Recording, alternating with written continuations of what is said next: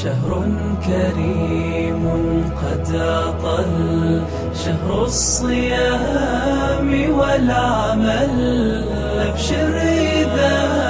ما الشهر حل شهر الرجاء والأمل. بسم اللہ الرحمن الرحیم. زکوٰۃ اسلام میں نماز کے بعد سب سے اہم ترین فریضہ ہے، مگر امت آہستہ آہستہ اس فریضے میں کوتاہی برتتی چلی جا رہی ہے. بہت سارے لوگ جنہیں یہ تک پتہ نہیں ہوتا کہ زکوٰۃ کب فرض ہوتی ہے، تو معلوم ہونا چاہیے کہ شریعت مطہرہ نے زکوٰۃ کی فرضیت کے سلسلے میں چند شرائط بیان کیے ہیں. سب سے پہلی شرط،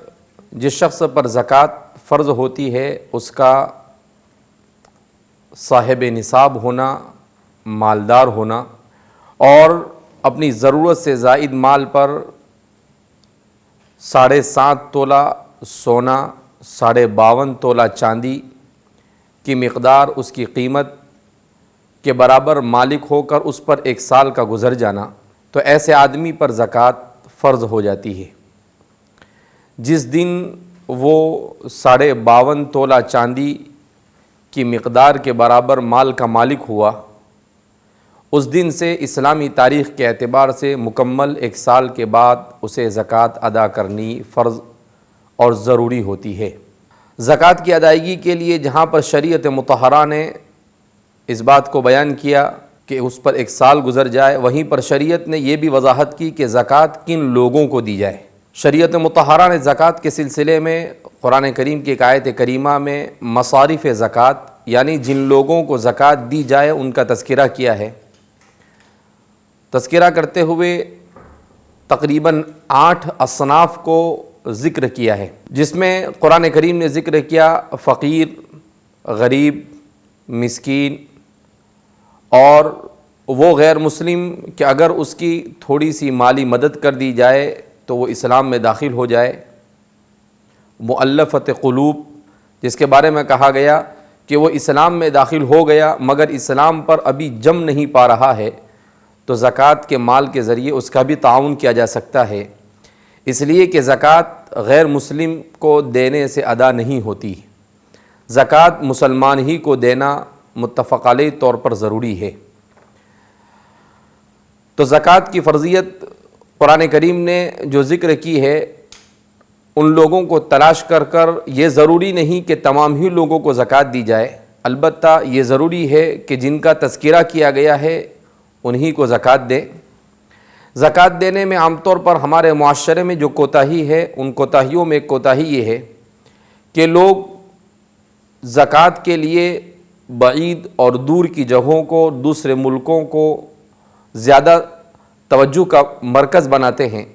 جبکہ زکوٰۃ کے سلسلے میں سب سے پہلا حق یہ ہے کہ آپ کے رشتہ دار، آپ کے ساتھ کام کرنے والا مزدور طبقہ، یہ بھی آپ کی زکوٰۃ کا مستحق ہے،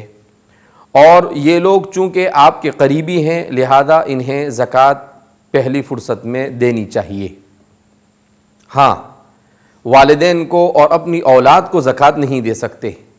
البتہ دیگر قریبی رشتہ داروں کو زکوٰۃ دینے کی شریعت نے گنجائش ہی نہیں بلکہ وہ زیادہ ضروری قرار دیا گیا ہے.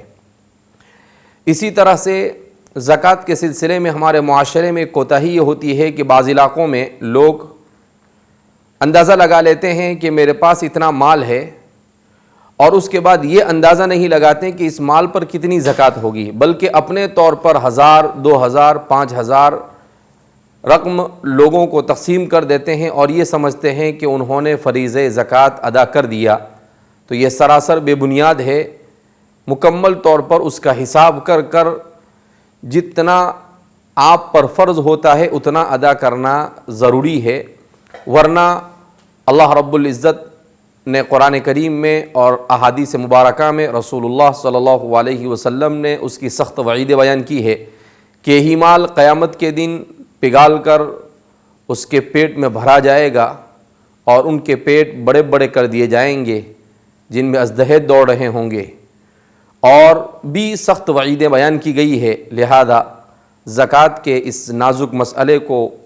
ہم لوگ خاص طور پر ہمارا مالدار طبقہ توجہ کے ساتھ اور اہمیت کے ساتھ لیتے ہوئے اس فریضے کو انجام دینے کی کوشش کرے۔ اللہ رب العزت ہمیں دین کی سمجھ عطا فرمائے اور شریعت مطہرہ کے فرائض کو مکمل طور پر رسول اللہ صلی اللہ علیہ وسلم کے طریقے کے مطابق